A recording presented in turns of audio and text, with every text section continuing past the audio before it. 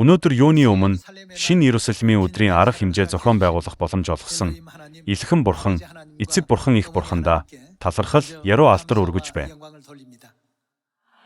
Тиймээс Тэнгэр их ба Тэнгэрийн хүүхдүүд гэсэн сэдвийн хүрээнд энэ цаг мөчид Бурханыхаа үгсээс судалцгаая.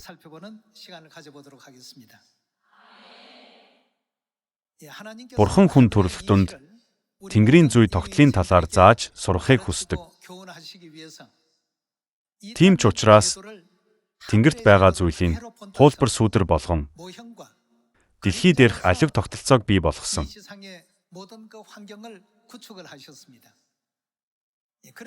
Энэ дэлхий дээрх ээж, аав, хүүхэд гэсэн нэр томьёоны талаар бодъё л доо. Эдгээр нь бүгд л гэр бүлийн гишүүдэд дуудахдаа хэрэглэдэг үг биз дээ. Тиймээс л Бурхан 2000 жилийн өмнө Есүсийн нэрээр энэ дэлхийд ирж эцэг Бурханы тухай үннийг бидэнд заасан. Мөн бидэнд их Бурхан байдаг гэдгийг ч ухааруулж бид Бурханы хүүгүүд охид гэдгийг зааж ойлгуулсан. Бурхан биднийг энэ дэлхийд зүгээр нэг унтаж амарч, идэж уугаад амьдардаг жирийн хүн биш. Харин Тэнгэрээс ирсэн Тэнгэр элч нар гэдгийг маань бидэнд зааж ухааруулсан шүү дээ. Хүмүүс их Бурханы тухай үннийг ойлгодоггүй. Библиэд Бурханы илчилсэн үннийг ч ойлгодоггүй. Үүнийхээ үр дүнд тэд эцэг Бурхан, их Бурханы аль нэг нь ч зөв ухаарч чадахгүй байна.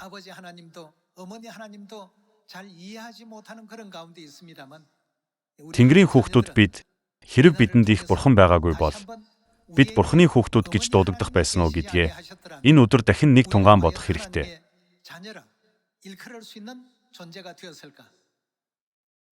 Та бүхэн энэ дэлхийн тогтолцоогоор дамжуулан дахин судлаад үзээрэй. Хэрэв та бүхэнд махан биеийн ээж байгаагүй бол та бүхэн өнөөдөр энд байж чадах байсан уу? Та нар гэр бүлийнхээ гишүүн болж чадах уу? Та бүхэн аавыгаа аав гэж дуудах нөхцөл болцол бүрдэх үү? Ах эгчдүү нарыгаа ах дүү эгчдүү гэж дуудаж чадах байсан уу? Та бүхэн нэгнээ ингэж дуудаж байгаагийн цаад учир юу вэ? Ээж байсанд л гол учир нь байна. Ээж байгаа болохоор л боломжтой болсон хэрэг. Сүнсний зүй тогтлын хувьд ч энэ байдал ялгаагүй. Сүнслэг ертөнцид ч хэрэв Тэнгэр их байгаагүй бол бид чухам ам авч чадах байсан болов уу? Хэрэв Тэнгэр их байгаагүй бол бид Бурханыг Аава, Аава гэж дуудаж чадах байсан уу? Бид ах дүүгээ ах дүү гэж, эгч дүүгээ эгч дүү гэж дуудах нөхцөл болцол бүрдэх байсан уу? Энэ бүхний ард хамгийн чухал хэн байсан бэ? Их байсан. 21-р зуун гарснаар олон эрдэмтэд амийн зүй тогтлын талаар судалгаа хийж эхэлсэн. Тэд ам гихч зүйл ирнэ. Ямар замаар хүүхдэд уламжлагддаг юм бол гэдэл судалгаа хийж. Тэгтэл эхийн митохондор үр хүүхдэд нь дамждаг болохыг тогтоожээ.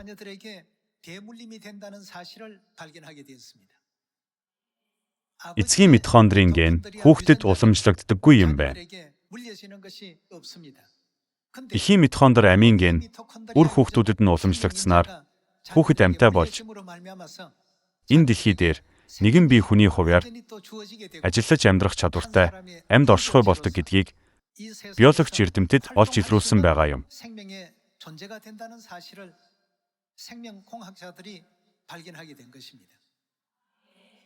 Тэгвэл энэ бүх учир шалтгаан зүй тогтлыг хэн ингэж бүтээсэн гэж байдаг вэ? Илчлэл 4-р бүлгийн 11-р ишлэлд Бурхан бүх зүйлийг өөрийн хүслийн дагуу бүтээсэн гэж бичсэн байдаг байхаа. Тэнгэр их байж л Тэнгэрийн хүүхдүүд орших боломжтой юм. Тэнгэрийн хүүхдүүдэд л Бурханыг эцэг гэж дуудах, их гэж дуудах, бие биенээ ах дүү, эгч дүү гэж дуудах эрх олгогдно. Тийм биш үү?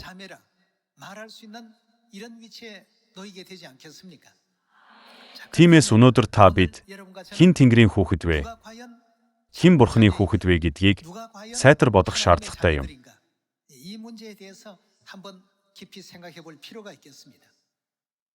Эцэг их үр хүүхдийн харилцаанд эцэг их нь үр хүүхэдтэй зайлшгүй өвлүүлдэг зүйл байдаг. Эцэг эхчүүд өөрсдийн мах цусыг үр хүүхэдтэй өвлүүлдэг. Сүнслэг байдлын хувьд ч ялгаагүй. Бурхны мах цусыг өвлөн авсан хүмүүс бол Бурхны хүүхдүүд юм. Бурхан энэ зарчмыг Шинэ гэрээний алгасал баярын үнэн дотор шингээсэн. Бурхан алгасал баярын талхыг өөрийн бие, алгасал баярын дарсыг өөрийн үнэт цус химээж, үүгээрээ хүн төрөлхтөнд Бурханы хүүхдүүд болох замыг нээж өгөөгүй гэж үү?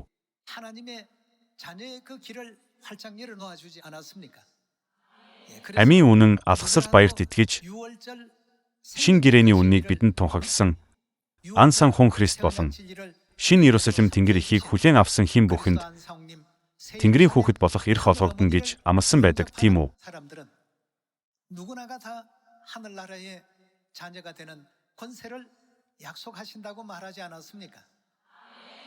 Үүнийг бид Ром номноос баталж болно. Сүнс өөрөө биднийг Бурхны хүүхдүүд гэж хүлээн зөвшөөрсөн, гэрчилсэн гэж бичсэн байдаг. Өнөөдөр энэ талаар Ром 8 дугаар бүлгээс батлан харцгаая. Ром 8 дугаар бүлгийн 16 дугаар ишлэл.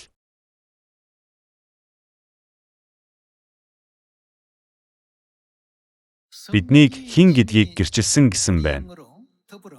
Биднийг Бурхны хүүхдүүд гэдгийг сүнс өөрөө бидний сүнстэй хамт гэрчилдэг. Библи ингэж гэрчилж байна. Тэгвэл сүнс бидний юуг хараад Бурхны хүүхдүүд гэж мэдсэн байх вэ? Бидний дотор байгаа Бурхны мах цусыг харсан болохоор Бурхны хүүхдүүд гэж гэрчилсэн биш үү?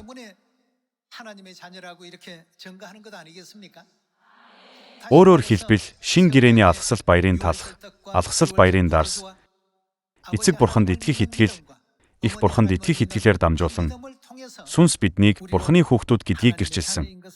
17 дугаар ишлэлийг харцгаая. Хэрэг бид хүүхдүүд нь юм бол өв залгамжлагчид нь ч бас мөн. Христтэй хамт алдаршуулгадахын тулд хэрэг бид үнэхээр түүнтэй хамт яах нь вэ? Зовдөг юм бол бид Бурхны өв залгамжлагчид бөгөөд Христийн хамтран залгамжлагчид юм. Библиэд бид зовлон зүдгүүр туулах ёстойч тэдгээр нь нэг их сүртэй юм биш гэсэн байна. 18 дугаар ишлэл. Энэ цагийн зовлонгууд бидэнд илчлэгдэх тэрхүү алдрын дэргэд ямар гэж байна? Бидэнд илчлэгдэх яруу алдартай зүгээр нэг харьцуулшгүй гээгүй.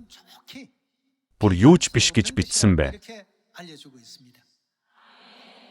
Гисэн хэдий ч Тэнгэр эцэг их маань хүнд хэцүү зам туулж зовлонт загалмайн замаар алхаснараа өнөөгийн бидэнд тэгш дардан зам бэлдсэн.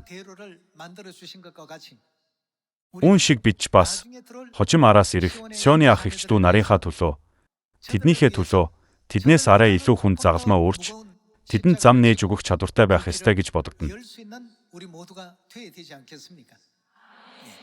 Эдгээр дур зургуудаар дамжуулан ариун сүнс биднийг Бурхны жинхэнэ хүүхдүүд болохыг илчилж, үүний тусламжтайгаар ариун сүнс биднийг Бурхны хүүхдүүд гэдгийг маань хүлээн зөвшөөрдөг байна.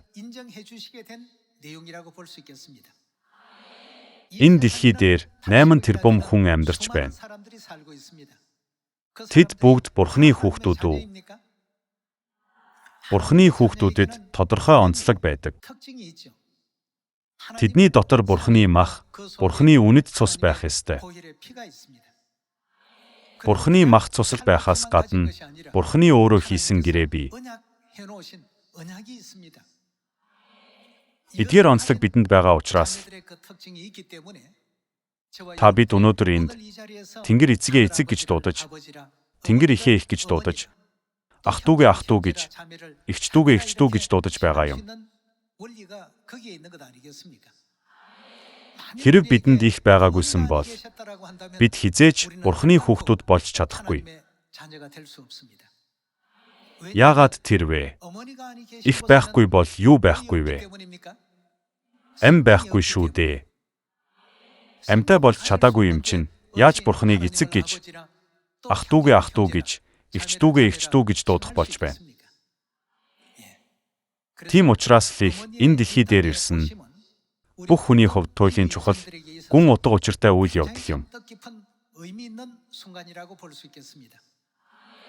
Их байж гэмээн тэнд ам оршин тогтнож, их байж гэмээн тэнд хайр бэлхэж, их байж гэмээн тэнд амар амгалан оршдог гэдгийг үгүйсгэх аргагүй.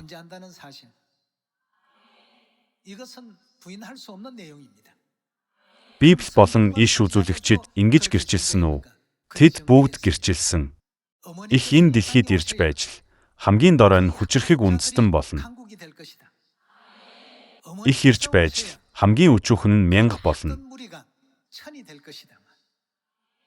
Эхлэл нь ялахгүйч их байж л ямар болох вэ? Агуу ихээр үснэ. Авралын ажлын болон сайн мэдээний гүйцэтгэлийг бодъё. Манай сайн мэдээг самар дэлхийн хязгаар хүртэл тунхаглагдана гэсэн зөвнөл Библиэд байдаг. Гисэн хэдийж хэрэв их ирээгүй бол, их бидэнтэй хамт байгаагүй бол, энэ сайн мэдээ самар дэлхийн хязгаар хүртэл тунхаглагдах огт боломжгүй. Энэ талаар 2000 жилийн өмнө Есүс хэдийн зүгнсэн байдаг байхаа. Дэгдэхий гэж зөвлөгдсөн Тэнгэрийн хүүхдүүд биднийг хэн цуглуулна гэлээ. Дахиад дэгдэхийнүүдэд далавчин дороо бөөгнүүлдэг гэсэн тэр зүгнэлээсоор Тэнгэр ихийн үнэн эцэстээ самар дэлхийн хязгаарт хүрч сайн мэдээний гэрлийг цацруулахад Аз, Африк, Номхон далайн орнууд, Европ, Хойд Америк, Өмнөд Америк, Солонгос даяар тунхаглагдаж байна. Тэнгэр их ирсэн гэдэг энэ баярт мэдээ нэрэл сайн мэдээний гол цум хамгийн чухал сургаал юм. Их оршин байгаа болохоор тэнд ам бий. Их оршин байгаа болохоор тэнд хайр бий. Их оршин байгаа болохоор тэнд аз жаргал бий. Бид бүгд их нутгаа санагалзаж, их нутагтаа хайртай байдаг шалтгаан бий байхаа. Мэдээж их нутагт эцэг маанч байгаа. Эцэгч хайр, ихч хайр. Загалмай дээр цусаа урсгаж, амьсгал хурааж, бидний нүглийг чимээгүйхэн өмнөөс маань үрсэн эцэг Бурхны үл үзэгдэх хайр золиосыг бид өчүүхэн гэж хэлэх аргагүй. Гэсэн ч эцэг энэ дэлхийд 2 дахиа ирээд ийм үг бидэнд үлдээсэн. Илиша Илияг дагсан, Йошуа Мосыг дагсан, Петр Есүсийг дагсан шиг бич яан гэлээ. Эцэг маань ихийг дагах жишээ үзүүлсэн. Итгэлийн ямар замаар алхахаа мэдэхгүй байгаа хүүхдүүдэд сургасан хэрэг. Би үүнийг хийсэн тул та нар ч мөн адил хий гэж өөрийн гар бичмэлтэй ийм захиасаа үлдээгээд одсон. Мөн эцэг тэнгэрт одохоосоо өмнө намайг дуудаад эхийн үгийг сайн сонсоорой. Хэрэв та нар эхийн үгийг дагвал унтаж байхад ч талах бий болно гэж хэлж билээ. Сионы итгэгч бид бүхэн ямар зүрх сэтгэлтэй үед эхийн бидэнд үргэлж захиж сургаж ирсэн нэгдмэл байдал ив ийд хүрэх вэ? Бид бие биенээ хайрлах зүрх сэтгэлтэй байж үүнд хүрэх биш гэж үү? Бид эхийн сургаалыг зүрх сэтгэлийнхээ гүнд сийлж ах дүү эгч дүү нарийнхаа сүнсийг эцгийн сэтгэлээр, эхийн сэтгэлээр нэг бүрчлэн харж хандах юм бол эцэг их маань үнэхээр их баярлана. Тэд маань одоо үнэхээр л гимшлийн амьдралаар амьдарч байна. Тэр болгон санаа сэтгэл нийлээд байхгүй ч үргэлж ив итэй байх гэж тэгтлээ хичээж байна гэд баярлана. Та нарын гэр орондч хүүхдүүд чинь өөрсдийн санаа сэтгэлд нийцүүлэх гэдэг биз. Тэд аль дуртайгаа л идэж, зөвхөн дуртай зүйлээ л хийх гэж зүтгэдэг байх. Харин ээжүүд бол өөрсдийн дуртайг орхиж, хүүхдийнхээ дуртай зүйлийг дэмждэг. Сионы хүүхдүүд бидэнд ийм л зүрх сэтгэл хэрэгтэй. Их маань үр хүүхдүүдийнхээ нүглийг уучлах гэж энэ дэлхийд ирээгүйсэн бол одоо энэ мөчөж тэнгэрт аз жаргал эдлээд байж байх байсан.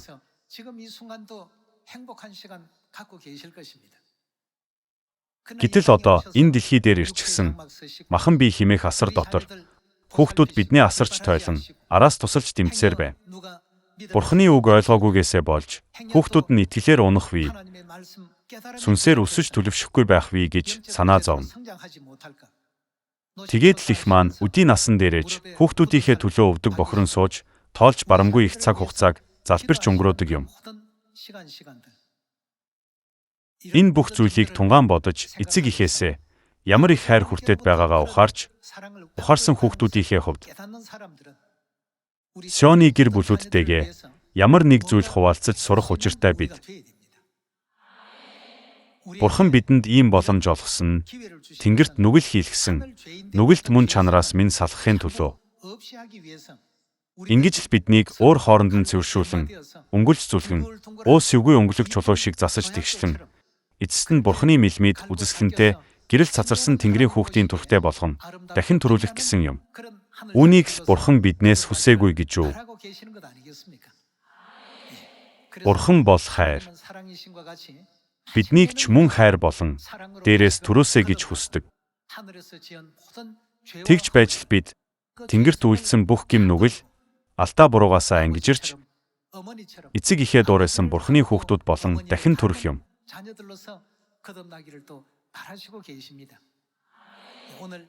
Өнөөдөр шинэ Иерусалимын өдөр тэмдэглэж байгаа энэ мөчид Сионы хүүхдүүд бид эргэн тойрноо нэг анзаарах хэрэгтэй.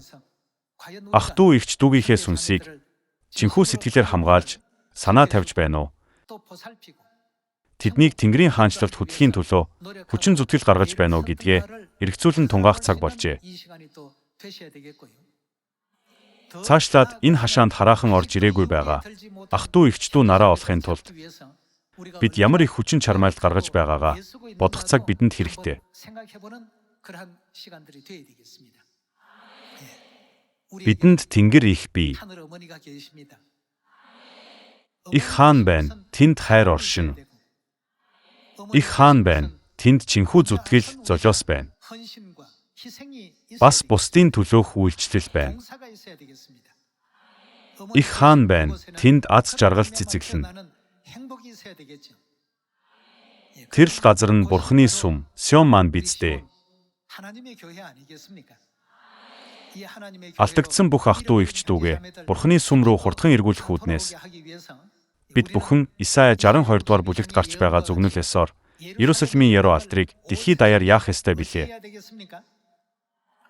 Бид харуулын үүргээ илүү ирч хүчтэй гүйцэтгэх учиртай. Өдөр шөнөгүй юу хийх ёстой вэ? Бид чимээгүй суух биш, хүмүүст мэдүүлэх ёстой. Исая 60 дугаар бүлгийн 1-р ишлэлийг харцгаая.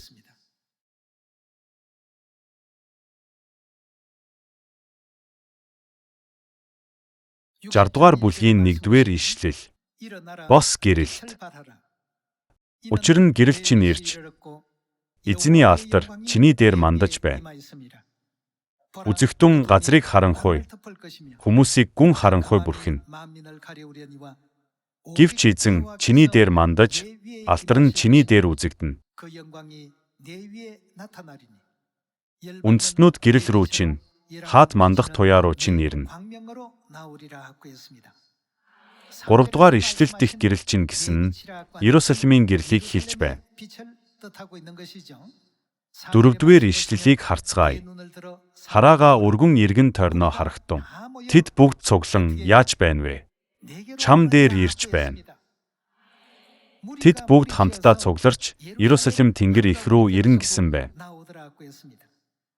Хүүгүүд чинь алс холоос ирнэ. Хажууд нь охид чинь тэврүүлэн ирнэ. Ийм үйл хэрэг өрнөхийн тулд нэн түрүүнд хийгдэх ёстой нэг зүйл бий. Иерусалимын яруу алдрын гэрлийг яасан үед үү? Дэлхийн бүх ард түмэнд илчилсэн цагт юу болохыг харцгаая. 8 дугаар ишлэлийг уншъя. Үл мэд үүрэндээ буцах тагтаанууд мэд нисэж буй тэд хэн бэ? Хөгүүд нь ас холоос ирж охид нь тэврүүлэн үл мэд үүрэндээ буцах тагтаанууд мэд нисэн ирнэ. Ийм зүйл болно.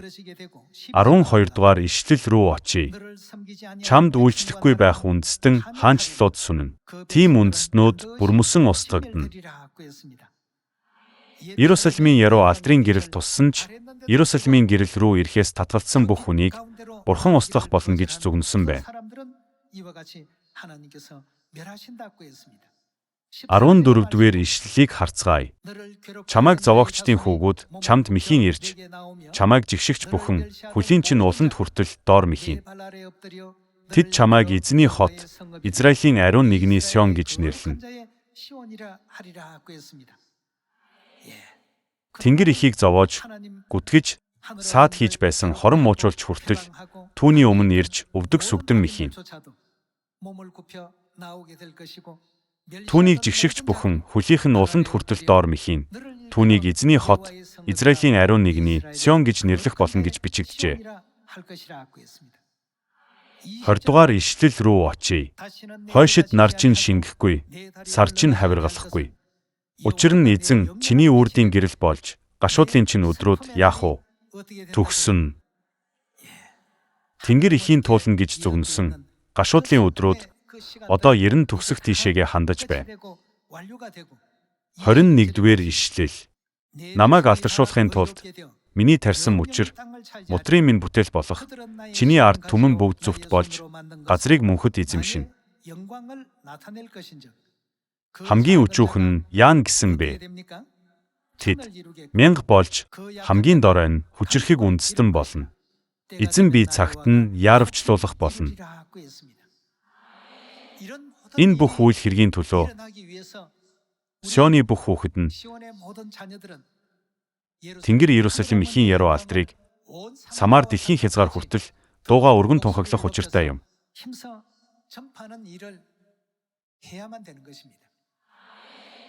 Дэлхий даяар тарж бударсан Сионы гэр бүлүүд Бурханы хүүхдүүд хэний тухай мэдээ сонсоод ийхүү нисэн ирж байгаа гэж бодож байна вэ? Зүгнэлт байгаачлан тэд Тэнгэр Иерусалим ихийн мэдээг сонсоод гимшээд түн рүү буцаж ирж байгаа. Гэр бүлүүдээ Библийн зүгнэлт ингэж байгаа учраас бид зүгнэсний дагуу л ажиллах ёстой. Бидэнд эцэг бурхан, их бурхан бий. Бидэнд ах дүү, эгч дүү нар маань бий. Тийм учраас Библи болон иш үзүүлэгчид биднийг Тэнгэрийн гэр бүл, өөрөөр хэлбэл Тэнгэрийн хаанчлалын гэр бүл гэж нэрлэдэг юм шүү дээ. Үнэхээр л бид Тэнгэрийн хаанчлалын гэр бүл. Хүмүүс хаадын хаан, эцдийн эзэн бурханыг бидний эцэг их гэдгийг мэддэггүй дээ л. Энэ дэлхийд байхад нь хавчиж, тохуурхаж, басамжилж байгаа. Харин мөнхийн Тэнгэрийн хаанчлалд очсон хойно тэд мэдэхгүй гэж үү? Тэр өдөр тэд бүгдээрээ мэднэ. Тэд эцсэндээ болоод толгоогоо өргөж зүрхлэхгүй. Өөрсдийнх нь гүтгэж саад хийгээд байсан хүмүүс яг л баян хүн Лазар хоёрын сургаалт зүйлэлд өгүүлсэнчлэн Бурханы өвөр дээр сууж байхыг тэд тамаас зовлон тарчлалын тэрхүү газраас хараад хичнээн их атаархах бол. Баян ир Лазар ийм ирүүлтэй хүн байж гэж бодсон байх. Энэ дэлхий дээр байхдаа Лазар гэдэс цатгалан мөр бүтэн явдаггүй байв. Тэрээр асар их зовлонтой, гачлантай нөхцөл байдалд амьдарч байсан. Гэсэн ч Тэнгэрийн ертөнцид очсон хойно байдал тис өөрчлөгдсөн. Уурт байсантай нь харьцуулшгүй 1000 түм дахин илүү яруу алдрын байр суурьнд Лазар заларч байхыг хараад тэр баян ирийн сэтгэл ямар байсан болоо. Өнөө үед дэлхий хэмээх энэ орон зайд 8 тэрбум хүн амьдарч байна. Олон хүн амьдарч байгаач тэд бидний хэн гэдгийг маань мэдэхгүй. Эцэг их бурханд үйлчилдэг бидний хичнээн агуу болохыг тэд ойлгохгүй байгаа. Гэсэн ч бид Тэнгэрийн хаанчлалд буцаж очих тэр өдөр Бурхан биднийг зүгээр ч нэг тэнд байлгах биш. Бүр юу болгон гэж Илчлэл 22 дугаар бүлэгт гардаг билээ. Тэрээр биднийг Тэнгэрийн орны хаан тахилч болгоно. Мөнхийн мөнх, үрд мөнх идлэх яруу алдрыг бидэнд сойрхон гэсэн байдаг. Исая 62 дугаар бүлгээс өөр нэг ишлэл харъя. Исая 62 дугаар бүлгийн 6 дугаар ишлэл. Иерусалима, би хэрмэн дээр чинь харуулуудыг тавив. Тэд өдөрч шүнж дууга хураахгүй. Эзнийг дурсагч нараа бүү амрагтун. Тэр босгон байгуулж Иерусалимыг газрын. Тэр түүнийг юу болгох вэ? Магтаал болгох хүртэл нь түүнд бүү амралт өгөхтун. Түүнийг дэлхий даяар хүндлэл, яруу алдар, магтаал болгоно. Энэ бүхэн хэний хүсэл гэсэн байна вэ? Эцэг бурхны маань хүсэл энэ. Манай Тэнгэрийн гэр бүлийн бүх итгэгчийн хүсэл энэ. Өнгөрсөн хугацаанд үр хүүхдүүд биднээ чимээгүйхэн, чинхүү сэтгэлээр удирдан хөдөлж ирсэн. Бүхий л он цагийг нь эргэн санахад Тэнгэр их маань үнэхээр л яруу алдар, туйлын их яруу алдар хүртэх зохистой нь мэдээж. Хүүхдүүд бид эцсээ хүртэл ихийнхээ алхсан замаар явах ёстой. Сионы гэр бүлтэй бүгдэд нь хайр үзүүлж, хайраар бие биетэйгээ нэгдэж, ив найртай байцгаая. Бид Тэнгэрийн хаанчлалд орсон хойноо бие биенээ үзен ядах, атаархаж жүдүрхөх гэх мэт нь нүгэлтнүүдийн хувьд огт байж боломгүй зүйл байсныг ойлгоно. Бидний дэлхий дээр юу хийж байгаа нь Тэнгэр элч нарын нүдэн дээр Тэнгэрийн дэлгэцээр цацагддаг гэд төсөөлөд үзтээ. Хэрв бид үргэлж хин нэгнийг үзен яддаг бол яах вэ? Бид өөрсдийгөө бусдаас дор гэж голоод үргэлж бусдад атаархаж байвал яах вэ? Өөрсдийгөө ингэж авирлаж байгааг харвал хичнээн ичхүүртэй хэрэг гээч вэ? Бурхан бол хайр. Тийм учраас Тэнгэрийн бүх гэр бүлээсээ эцэг ихээ дуурайн хайр болохыг дахин хүсэх байна. Энэ жил шувтрах тийшээгээ хандаж байна. Өнгөрсөн нэг жилийн итгэлийнхээ талаар тунгаан эргцүүлж, ийм асуулт өөртөө тавиад үзээрэй. Би чухам эцэг эхийнхээ бахархлыг төрүүлэхүйц хүүхэд нь байж чадав уу? Би дахин төрсөн үү гэж. Бид эргэн тойрондоо байгаа бүх хүнээр Бурхны сүмийнхэн үнэхээр өөр хүмүүс юм гэж хэлүүлэх ёстой. Тэдэнд олон сайн тал бий. Ийм хүмүүсийг удирддаг Тэнгэр их ямар хүн юм болоо гэдэл. Тэгвэл тэд сониучирхан Тэнгэр ихийн талаар илүү их зүйл мэдхийг хүсэж магадгүй юм. Ингэж л бид энэ ертөнцийнхнийг сайн үйлсээрээ уйрааж яагаад болохгүй гэж. Бурхны үйл үзэгдэх хүч хизээд биднийг ерийн муугийн замд оруулахгүй. Харин үргэлж зөвхт байдлын замаар газарчилж, Тэнгэрийн хаанчлалд хүрэхийн тулд бидэнд үргэлж тусалж байдаг.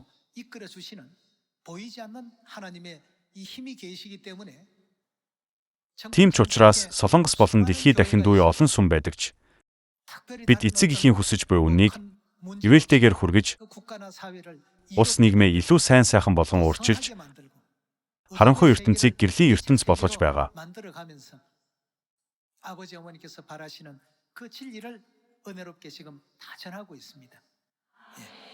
Самар дэлхийн хязгаар хүртэл сайн мэдээ тунхаглагдсан тухай яруу алдрын мэдээ хурдан сонсгосон гэж би залбирч байгаа. Бидэнтэй хамт байгаа Тэнгэр их минь үеийн үед яруу алдар, хүндэтгэл, магтаал аваасаа хэмээн хүсээд өнөөдрийн сургаалаа өндөрлөе, баярлалаа.